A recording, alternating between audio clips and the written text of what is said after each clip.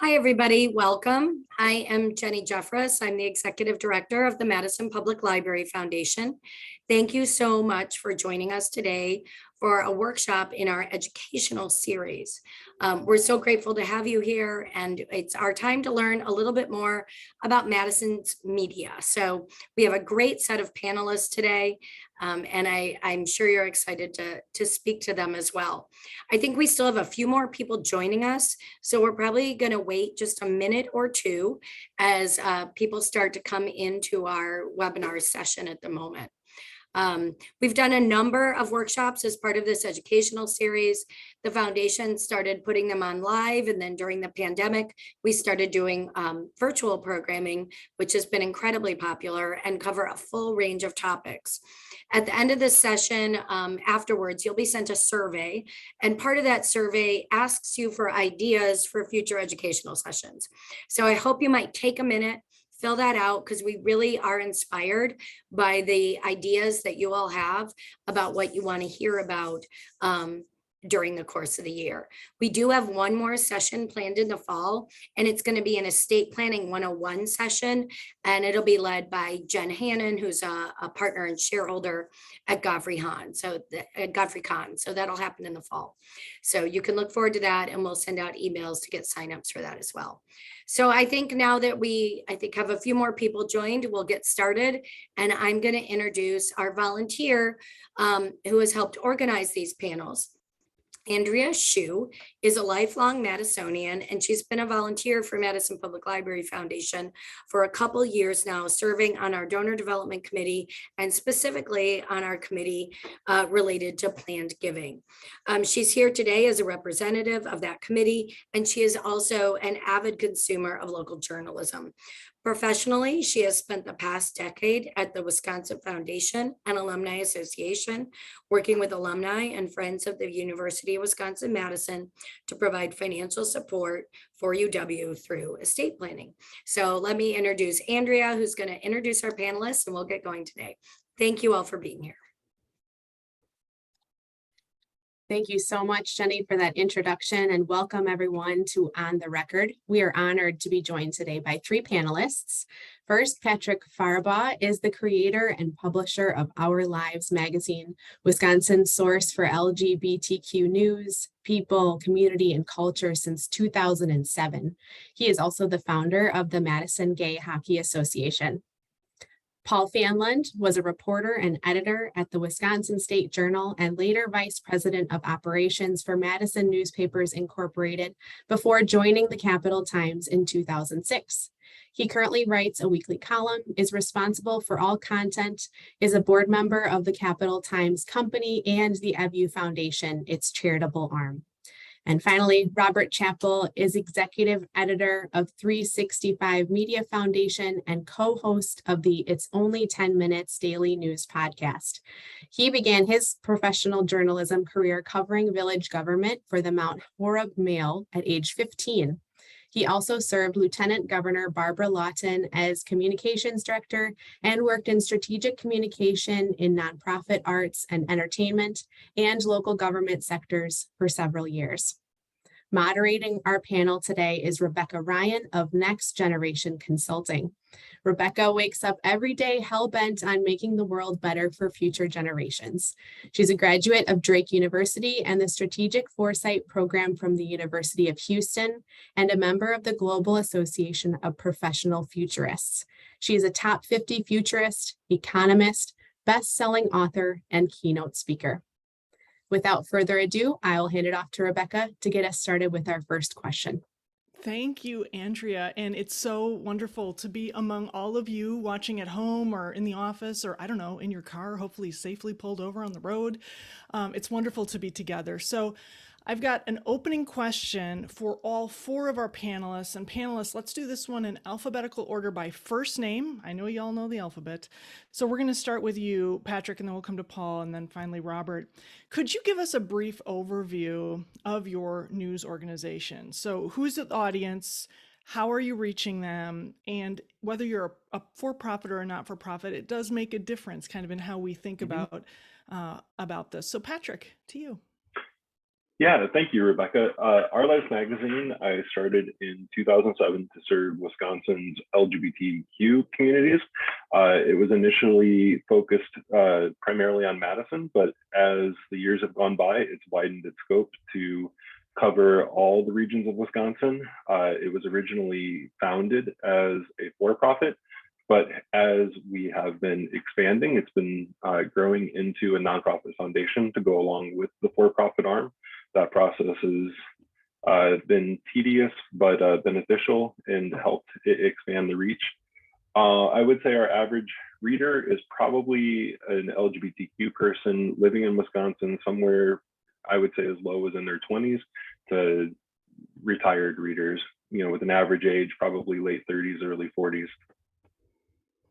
Very good. Thank you, Patrick. What about you, Paul? Oh, Paul, I think we might have double muted you. Hold on, rewind. Was that me? Can you hear me now? You're loud and clear, sir. Go ahead. Okay, sorry. That was my fault. I apologize. Well, the Capital Times is a bit of a unicorn. I have to go back a little bit in our history to describe what we're doing today. We were created in 1917 as an editorial voice for the progressive movement and for vigorous watchdog journalism. And we have a long and rich history, particularly against Joe McCarthy, but for social justice and racial justice.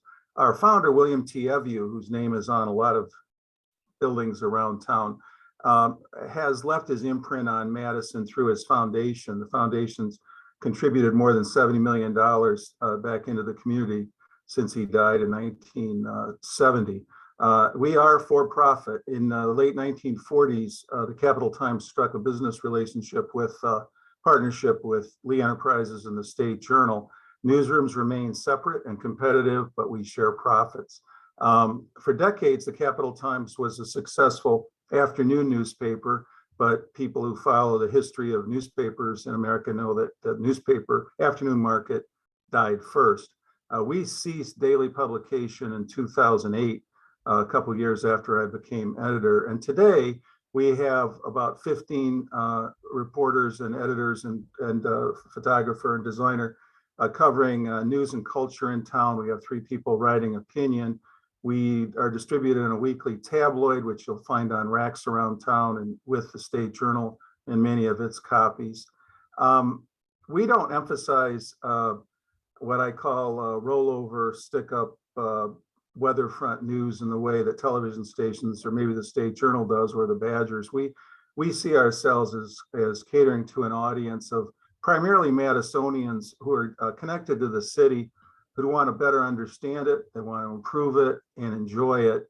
And our tagline that we've used for many years, but was prominent in our 100th anniversary video, is "The Cap Times as Madison as it gets." So our audience is varied in age and growing and quite diverse.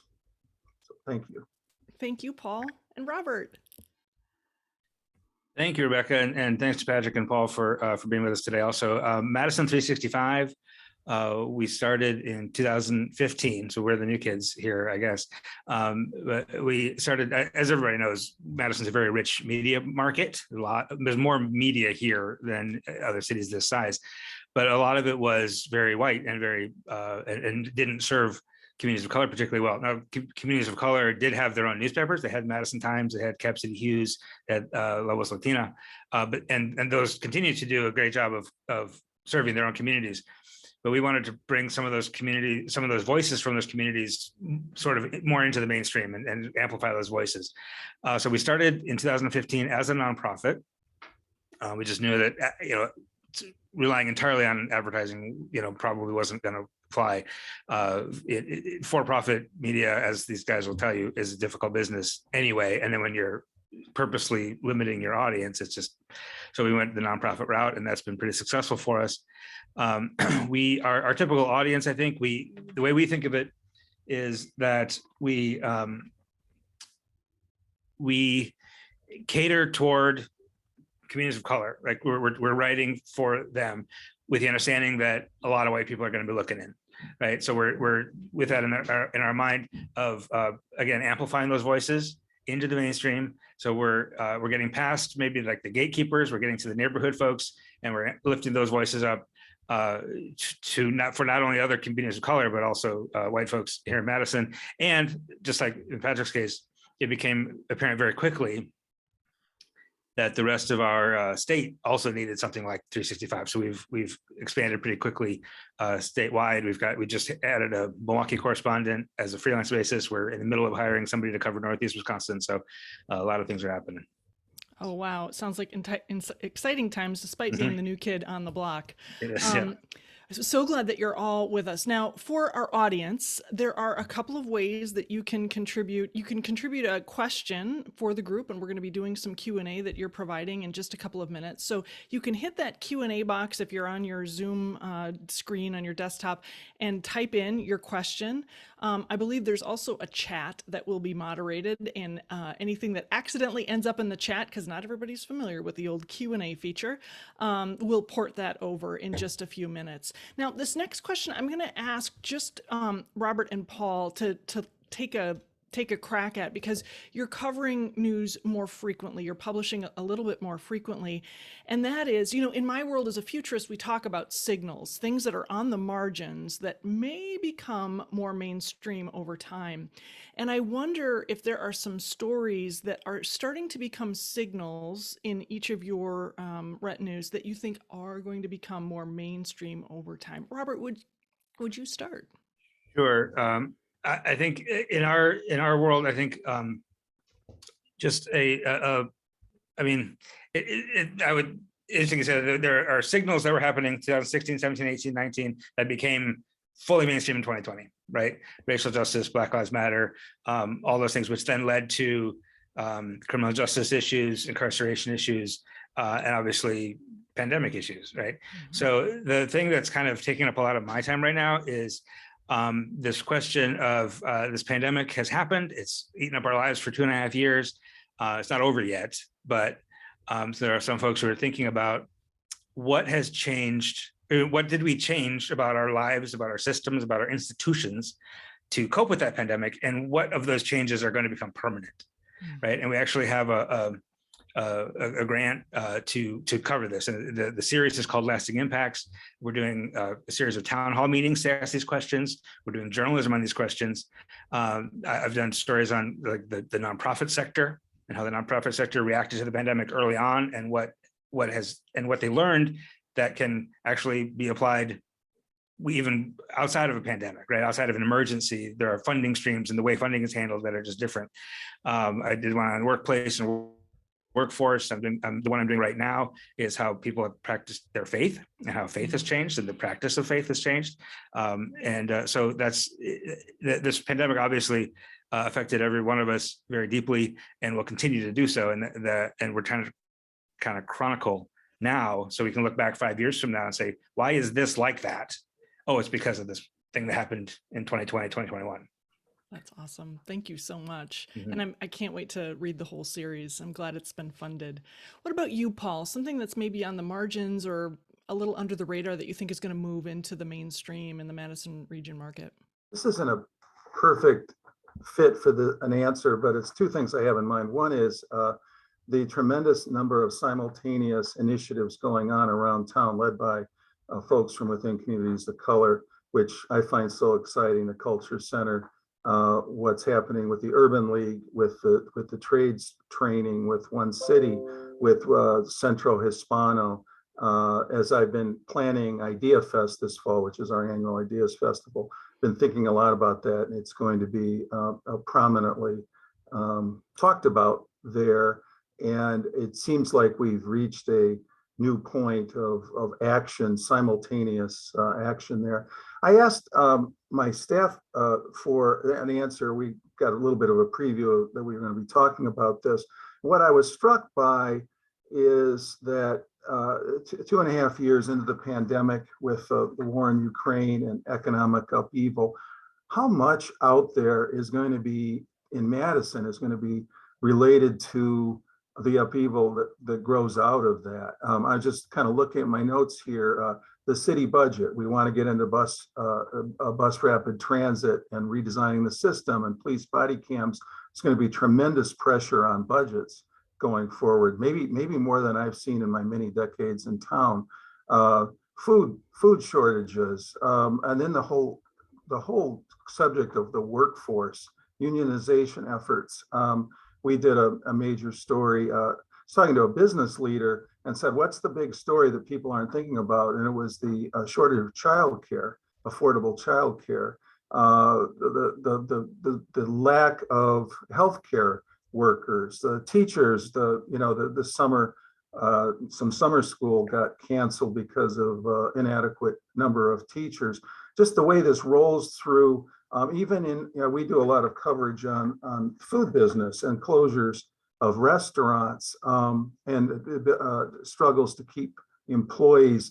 And Lindsay Christians suggested that entrepreneurs are kind of going outside traditional bricks and mortar to go to virtual restaurants, demo restaurants, product lines designed for home cooks, and even into the arts and how we think about live versus virtual presentations. So it's kind of like everything is still changing and evolving and is going to, and it's all kind of coming out of the pandemic mostly, and also some out of our political upheaval, the concerns about schools and what's taught in schools, and critical race theory and all those sorts of things are out there and they're sort of active. So I can hardly recall a time in which things have been kind of changing more quickly.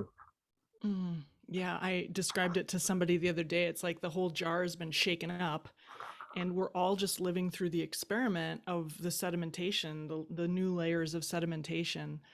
Some people find that very exciting and other people find it very anxiety producing. So Paul and Robert, thank you for talking about what seems to be on the margins that might move to the mainstream. Patrick, I'm going to come to you with this next question because there are some things that aren't even yet on the margins, but that may become stories in the future. So what do you feel is really just not getting media attention from Madisonians or maybe from elsewhere? You cover the entire state, but do you think it's going to gain visibility in the future? Oh, the mute button again, sir. Can you hear me okay? Yes. Okay, sure. This might actually dovetail well into the last question because I think it overlaps. As we're seeing more and more trans rights move towards the center of the LGBTQ movement, and where a lot of organizing is around, you're seeing a counterweight to that and a lot of pushback around it. There's an acronym out there called TERF, T-E-R-F, which stands for Trans Exclusionary Radical Feminist. And it is a movement, I would call it like a mutation of feminism that has tried to define whether you're a woman or a man exclusively based on biological sex, and then using that to argue that trans women are not women, coming through a lens of a mutation of feminism. And it's becoming this, in some cases, violence, committing violence against the trans community. And it is very localized. Like Madison's not immune to it. There's a few organizers here that are relatively well known. One of them even tried to host something at the public library about in April that we covered in our May issue. But I've not seen any media really understand what the issue is, let alone cover it. And I think that's one of those things that also might be percolating and moving more towards the center of the conversation as more momentum kind of builds around gender justice issues. Yeah, good. That's a really good point. And any of those deep identity issues always pull up so much violence because people feel so threatened. Yep. And that othering that we fall back on as humans often leads to that level of violence. I've got one more question before I'm going to come to the questions that have been submitted and that are in the Q&A. So once again, just a reminder that the happy hour is still going. You can put your question in the Q&A box and we'll make sure to give you some happy hour love here. The last question is for all of you, and you can jump in whatever order you like. But this question is about your organizations. I mean, Paul, I blinked twice when you said that there are 15 reporters and editors. You know, that is not the Cap Times labor force that was in existence when I moved to Madison 20 years ago. So you're going through a lot of changes. You've all alluded to them. But the question is, what steps have each of your organizations taken in the last few years to deliver the kind of news that meets your community's needs? And I think embedded in that is, how do you even determine what the community needs? So who'd like to start? Well, I can start since you mentioned the Cap Times staff. Yes, when I came to town, the State Journal staff, I joined a staff of 100 or more. A lot of those people were not gathering news. They were assistant editors and so forth, but it was a completely different terrain. The reductions in the size of the Capital Times staff took place quite a few years ago now. So what we do have is a group of reporters who we think all the time about how we balance covering day-to-day news against spending time on investigations and the type of news that takes a lot longer to prepare and oftentimes can result in no story. If you go after investigative stories, sometimes you'll go after dry holes. I think we have tried over my time here to cover all the communities of Madison, including communities of color. There are those who don't think we've done that adequately. I've always been struck by a comment made to me that I quoted before, that the mainstream media, which is probably the State Journal and Capital Times, only show up in some neighborhoods when there's police tape. And I always remembered that quote. And I'm pretty proud of the job we do in terms of reflecting life across Madison, both day-to-day life, but also cultural life, from both geographically and from a diversity standpoint across Madison. It is hard because we don't have the kinds of numbers of reporters we used to have to be what we used to call a newspaper of record or media of record, and cover every meeting and go to every county board meeting and so forth. We have to be more selective. We have to choose the topics that we think are some combination of important to people and that people will care about. Those aren't always the same things, but it's an evolving conversation. It isn't as if when I came to town, I first covered county government, and then I moved to covering city government, and then I covered the legislature, and then I covered the governor as the chief of the State Journals. It was a very linear, very clear kind of path in terms of coverage. I would say all of us are much more on open water now and can decide. There's an infinite number of things to write about and directions to go, but we have tried really hard to reflect all of Madison. I'd like to go next about the steps your organization has taken in the last few years to meet your readers' needs. Robert, I heard you clear your throat. That makes me feel like you're ready. And ready to jump in. So I think the first thing we've done over just the past couple of years, kind of due to the pandemic, honestly, was broaden and diversify the means by which our news is delivered, trying to meet folks where they are. And it kind of started as, we've got a website, Madison365.org, and then our social media channels, Facebook, Twitter, Instagram, LinkedIn, et cetera. But not everybody is consuming news that way. So in early pandemic times, March 2020, the governor was giving a briefing every day, right? And well, here's what's happening. Here's what's been canceled. Here's the assistance that's coming. And I was listening into those and putting my one question that I got allocated. And at one point there was just too much. I can't type this all in a way that's going to make sense. So I'm just going to turn on my camera, go on Facebook Live and explain, here's what the governor just said. And I did that 3 or 4 times. And then I didn't do it one day and people started emailing, where are you? Where's Rob? Come tell us what's going on. So that has become like a daily update show that we do now on Facebook Live and on YouTube and on Twitter. So that's one thing. We started our daily podcast that was mentioned earlier. So just broadening and diversifying and trying to meet folks where they are, so that and where their information needs are is one thing.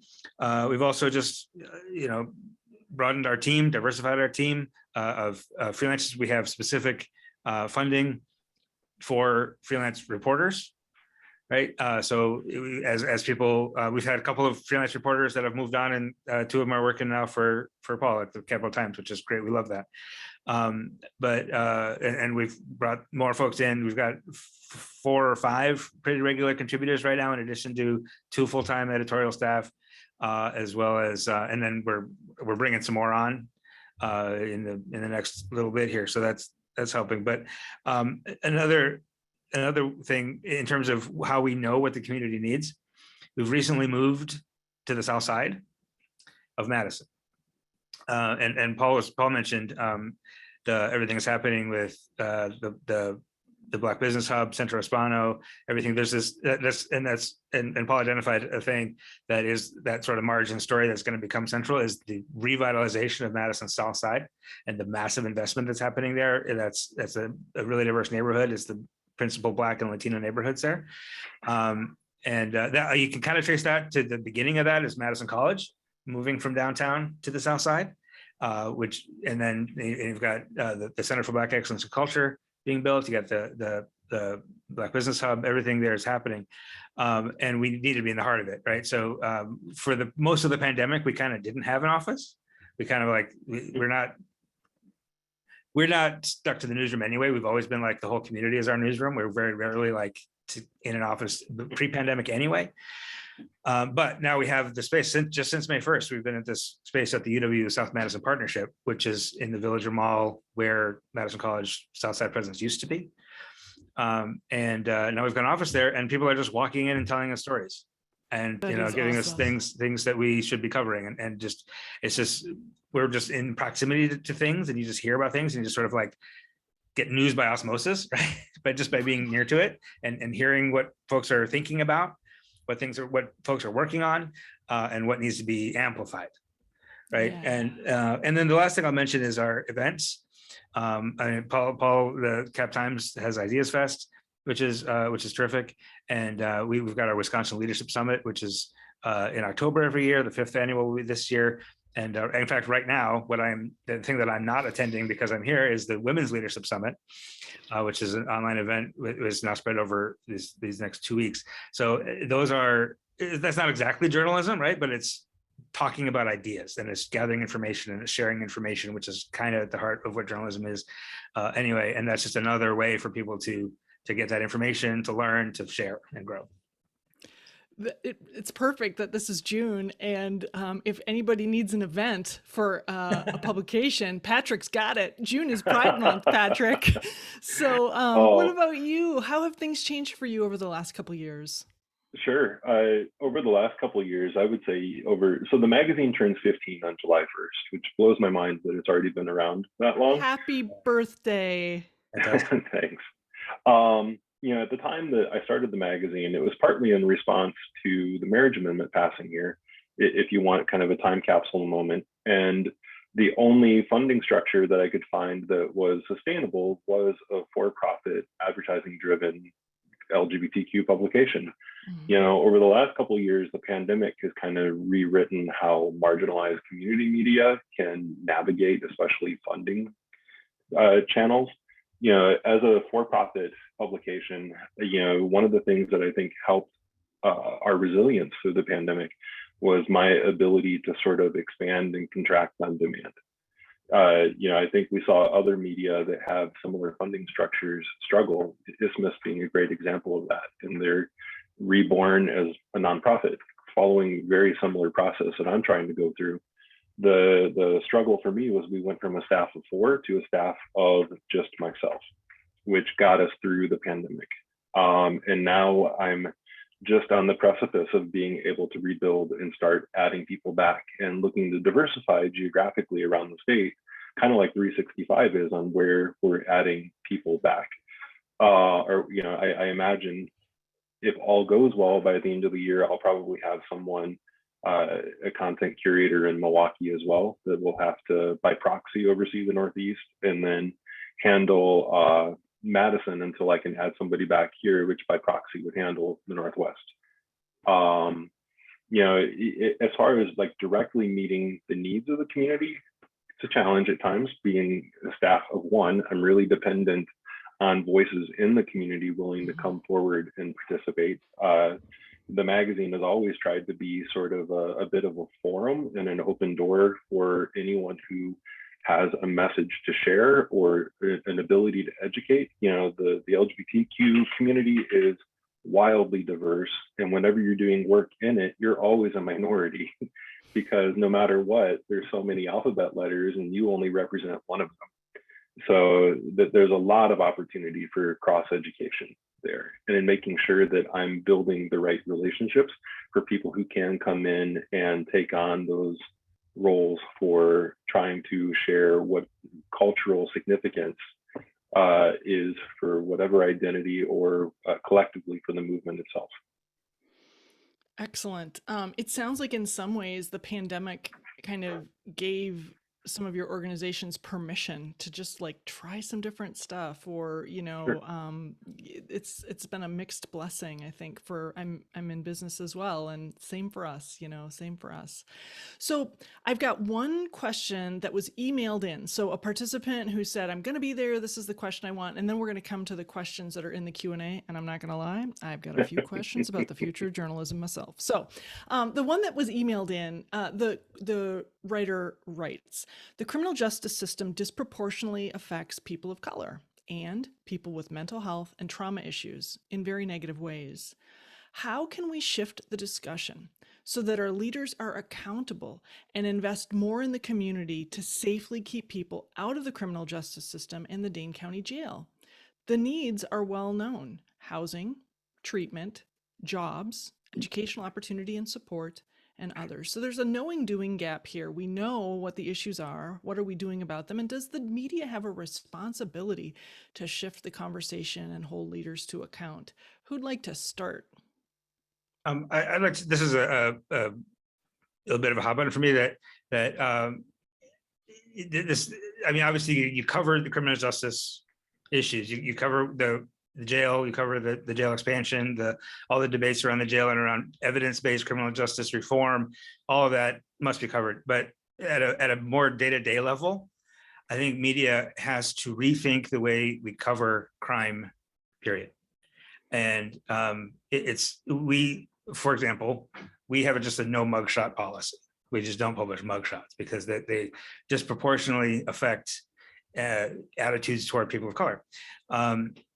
We're not the state journal, right? So we don't have we're not compelled really to do the day-to-day churn of the police blotter, but we wouldn't anyway. Probably the way we like to approach crime is not necessarily to take the police word for it, right? Not that the police are lying necessarily, but if you just take the police incident report, copy and paste it, and publish it, you're not actually telling the whole story. Right. So I think if we start to approach criminal justice, crime, law enforcement, and government interaction with citizens more broadly, and think about it less in terms of here's an alleged perpetrator, and more like here's a thing that happened. Let's understand the entire thing that happened. You change the whole narrative about crime. Right, which will, over time, one hopes, slowly shift attitudes toward the response to crime, and people will start to begin to see the value of restorative justice as opposed to simply incarceration and sort of traditional law and order type of response. Does that make sense? Oh, I think you're muted, Rebecca. There you are. All right. There's a magic double muting that can happen. There is somebody behind the screen who's making this happen. Who'd like to jump in next on this? Do you mind if I go Please, next? Patrick, go ahead. I think Rob and I are kind of in a unique position where we're both representing marginalized community media, 365 with communities of color, our lives with LGBTQ issues. And one of the facets that I've often seen marginalized community media, or roles that we have to play, that just creates a bit of shift in how things are covered, is we also have to be advocates for who our readers are in ways that mainstream media may not feel compelled to have that same bias. But in that advocate role, I think part of it is we get to prioritize what we escalate to publish or print. There's lots of issues out there, but if you're centering your work around equity, and this is an area that does have a real equity gap, then it can be more important to prioritize, in this case, incarceration, like the question was saying. There's a list of them. I could take that, and although it does impact communities of color disproportionately, you can go farther down that chain, and queer people of color get impacted even more so, or have a higher likelihood of falling into the criminal justice system or being victims of it. Thank you. Both of those perspectives are so interesting, and what you choose to print, publish, what you choose to publish first, and how you center things. Paul, what about your perspective on this?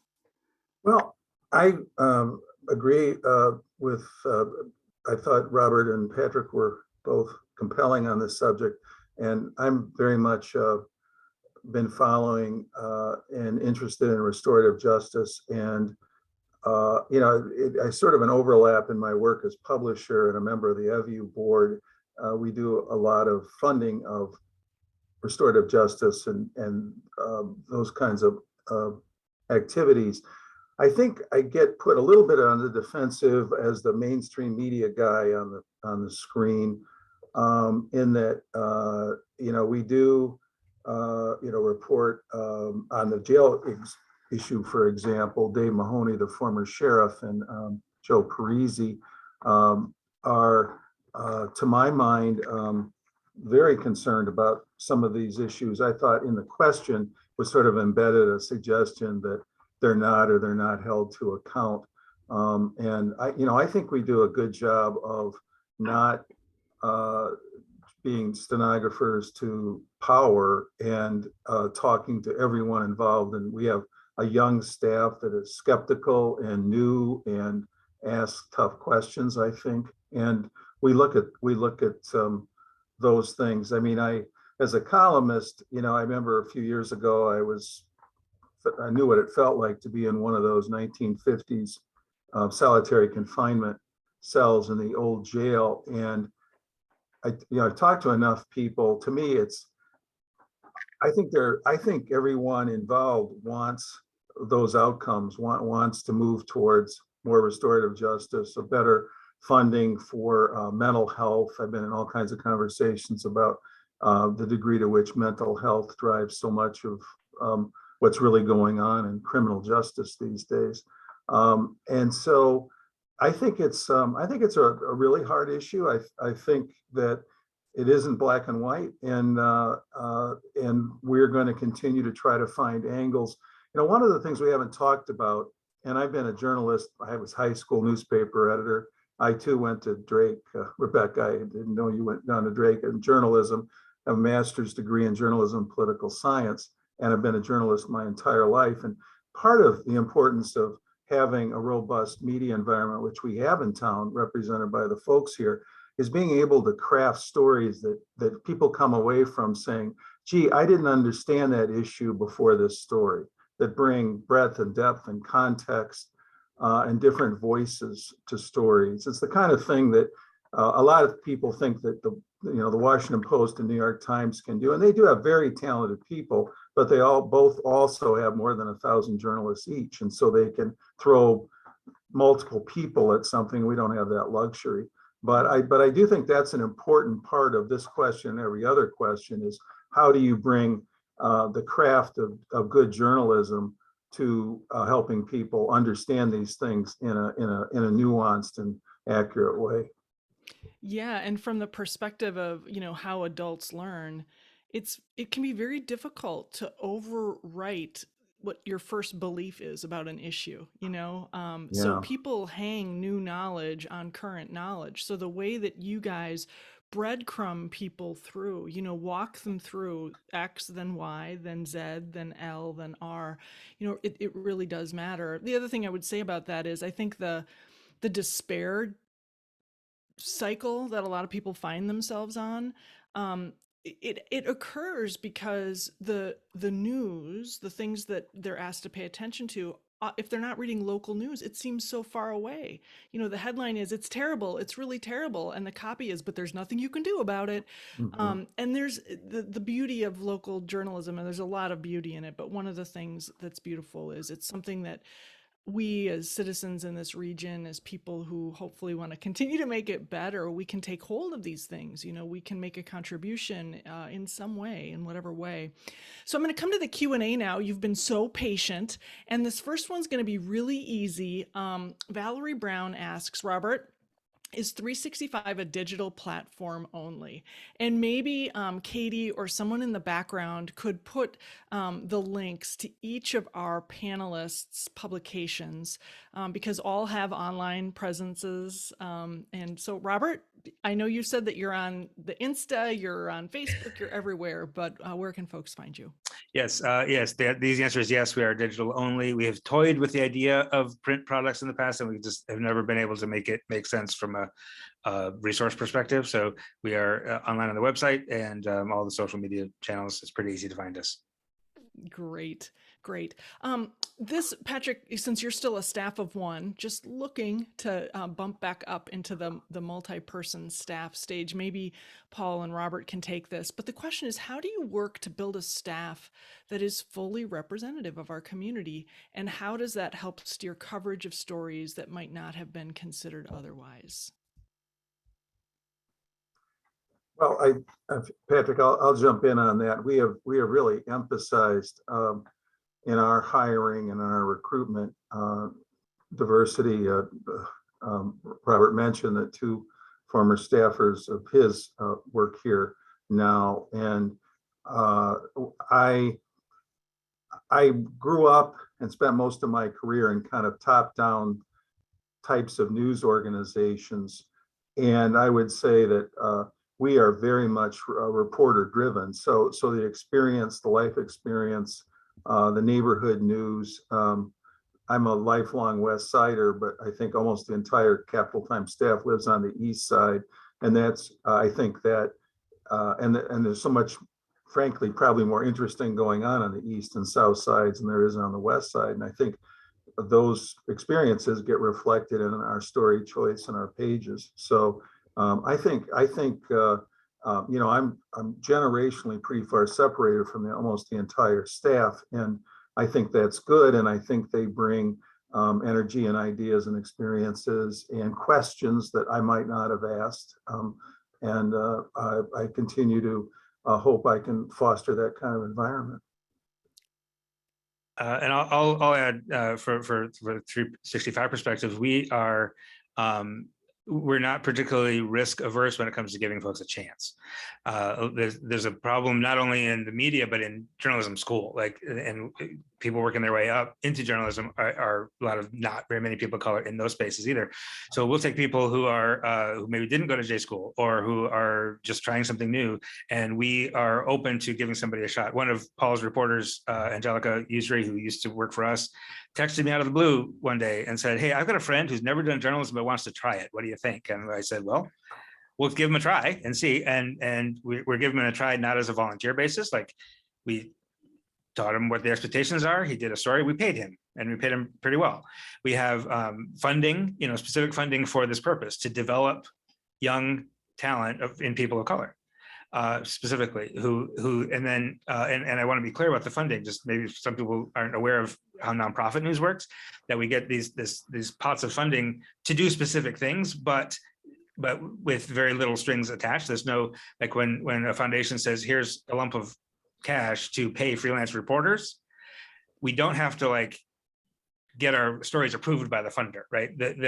We're entirely independent from that in that perspective, but we do have specific money to develop talent and to create a team that represents the community. And the other thing we do is once we start on them on that path and we start to develop that talent, we trust them when they bring us a story. I've heard many times when somebody will go to a summer internship away from us, never to Cap Times or Our Lives. This is not you guys, but it's other mainstream outlets.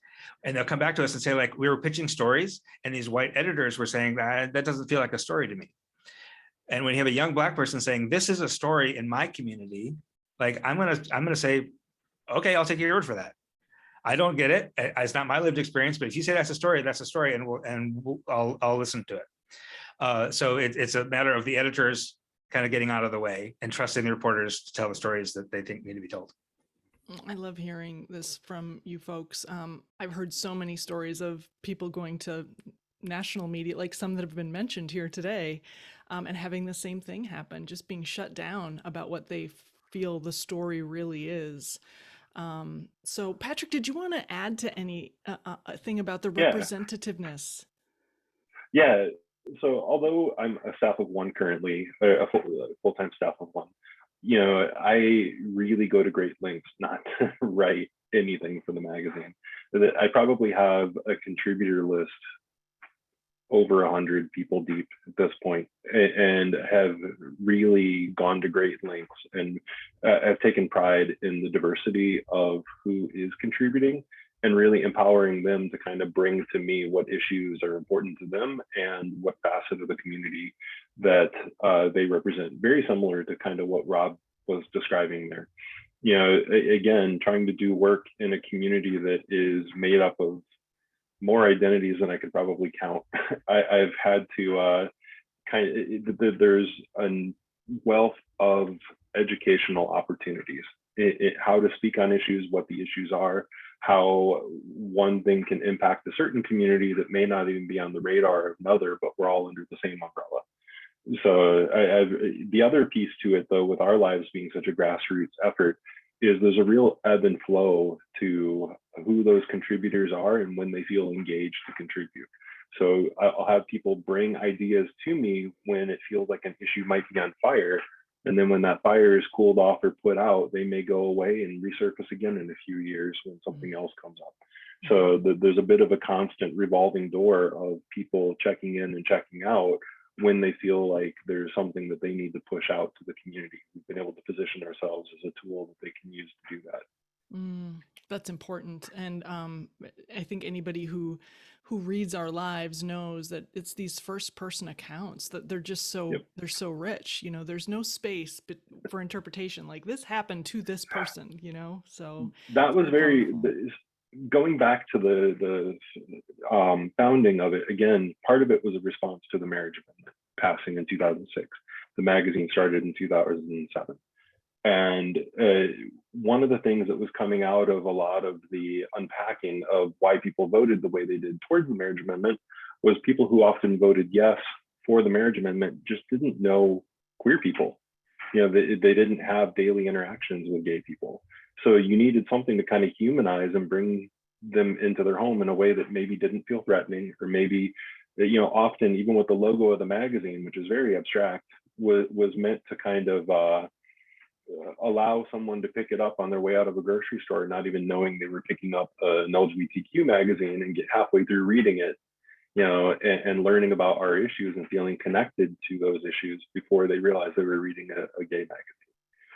So in that narrative storytelling, I think really does often help people feel connected to who they're reading about, and personalizes it in a way that having a reporter cover something may still create a bit of a partition there. Yeah, you bet. So let's see if we can get through the rest of the questions. And I have a couple I'd like to ask first, but we're going to put our attendees' questions first. So the next question is, beyond consuming local media, right? Beyond being a reader, how can the average local resident be more informed of important local issues? I want to imagine in my mind's eye that this question writer is like Do you guys have a secret decoder ring for what we should really be paying attention to?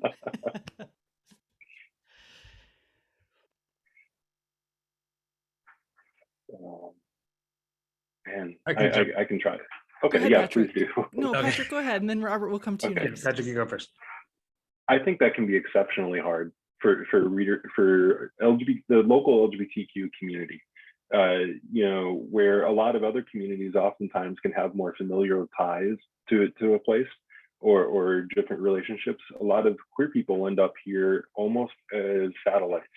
And in a city that doesn't have a designated kind of geographic heart, the way that larger cities do, you can kind of feel satellite and isolated, maybe more so than other communities. It can take work to go out and find that. You can find social groups. Those are easy enough. I think sports are often a good place that people start. But as far as news issues, I think most people still end up defaulting to social media if they're not reading whatever the local community media is. Mm-hmm. Thank you. Robert, let's come to you. I think I say this all the time, that your local elected officials have more impact on your day-to-day life than the president does. So I think folks really find out, know who your county supervisor is, know who your city alderman is, alderperson, know who your local state representative and senator are, and sign up for their newsletters, right? Most of them do a pretty good job of communicating with constituents. Adopt the journalists' skepticism, right? Everything they send you, that they're still trying to get elected again. So, there's always, take that with that little grain of salt, right? That there's always going to be a little spin in what they send you, but you'll at least know what their priorities are, what they're working on, and then you have a way to reach back, right? And make your voice heard. I think just engage with your local elected officials, as well as your local, just departments, your parks department. Just get those phone numbers. Engage with your local government is, I think, really, really important. Thank you. What about you, Paul? Any secret decoder ring? Well, it helps that I have a weekly column and a title, and so I can get access to a lot of people and information. But I have thought one of the greatest losses during the pandemic has been the serendipity of just conversations with people, particularly people who aren't like you. I mean, I'm really wired into what would you call it? The Madison power elite of elected officials and business leaders, because I've been around here so long and I know most of them through Rotary or something else. And I keep up those contacts, but some of the most interesting and kind of altering conversations are just ones that I don't think are going to be that important, or somebody will ask for a half an hour over coffee, and I'll learn something, or it'll take me in a different direction. It'll get me thinking about something else, to just kind of get out of your neighborhood. Obviously, social media, as Robert said, a lot of people rely on it. I do think reading as many sources of local news and information as you can, and those newsletters is important, but just continuing to be curious and involved. I mean, one of the things, as I've gotten older, and I'm by far the oldest person on the screen, is I've noticed a bunch of people, boomers, or even older than boomers, and watch them continuing to be passionately involved in local issues, involved in pitching projects that they probably won't live to see to fruition. And Madison has a lot of those kinds of people. I've written about a few of them in my columns over time. And look at what they do, and they're still out there, and they're still I know 2 or 3 people who look a lot like me who are so invested financially and sort of with their energy in one city and other sorts of things in town. I love this city for that. And I guess for the average person, just find a way to talk to somebody who you haven't talked to before and who doesn't maybe look and think like you, and just try to find ways to get out in the community more. And maybe we can do that a little more at the end of as the pandemic loosens its grip a bit. Yeah, right on. Under one of the tents at one of your events. Let's do that. Yeah. Last question from one of our attendees. Is there such a thing as fair and balanced reporting? anymore. And you may want to give the journalist's definition of fair and balanced reporting, because I know that some people have a misunderstanding that if you report one side of something, you must report the other side of it. Like even if you have 500 people who write letters to the editor on one side of the issue and only 2 who write letters on the other side of the issue, the fairness is having one letter from each person, but the balance is invisible to the average reader who thinks, oh, this is how it is. It's 1 versus 1 when it's actually 500 to 2. So from your perspective, fair and balanced reporting, does it exist? How do you do it? I guess I'm the most logical person for that. I've already mentioned, I came through, I lived in Washington after Watergate, and it seemed like half the baby boomers in the world wanted to be the next Woodward and Bernstein. And I've watched that model throughout most of my career. It is very different now because of, frankly, the amount of lying and what we've become as a culture. And I read journalism articles all the time about this. It's vigorously debated in the New York Times and Washington Post and every huge organization in the country. Social We're media running policies. against time. We're running against time. So if I could ask you to be brief, thank you. Okay. Well, I think there is. Well, I'm an adherent to the idea of being fair and balanced and trying to get as close to that as you can by listening to lots of sources and reflecting them in using journalistic judgment that you've developed over time. So I'm someone who still believes in it. Yeah, Robert. And then I'll say fairness is what we aim for rather than objectivity, right? Objectivity assumes what they call the view from nowhere, as if there's some sort of objective truth that is immutable, when actually what we call objectivity is really like white male perspective, right? So and the way we think about it is we are members of our community and we're reporting on it, things that we have a stake in, and we're not just dispassionate observers of our community. So we do that fairly and thoroughly, but not necessarily objectively, if that makes sense. Yeah, thank you. That's really helpful. Patrick. Rob actually got one of what I was going to point out. One of the issues a lot of the time that I find is it's really easy when I try to cover an issue where there's an outside group attacking the LGBTQ community. It's a lot harder when the attacks are coming from within, when groups are pitted against each other, or if there's in-community issues happening. So when I am covering those in-community issues, yes, I think it is fair and balanced. When I am covering the attacks that are coming either from the far right or Wisconsin family action or things like that, I definitely aim to be more objective than necessarily fair, because at least from my perspective and the perspective of who I represent in my readership, there's only really one side that I care about protecting. Wow. I want to thank all of our panelists for their candor and their vulnerability in sharing their responses to all of your questions and to the ones that we had prepared coming in. I want to thank the Madison Public Library Foundation, Emily Hsu, the volunteer who wrangled this group, and of course, Jenny Jeffress. So with that, I'll turn it over to Amanda. No, or to Andrea. Who am I turning it over to? It's me, it's Andrea. Awesome. Yeah. All right. Thank you, Rebecca. And I'll echo your statement on behalf of the Madison Public Library Foundation. Thank you to our panelists, Patrick Farabaugh, Paul Fanlund, and Robert Chappell, and our moderator, Rebecca Ryan, for their time and, again, that thoughtfulness, that candor today. The presentation today was recorded, and we will post the recording on our website within the week.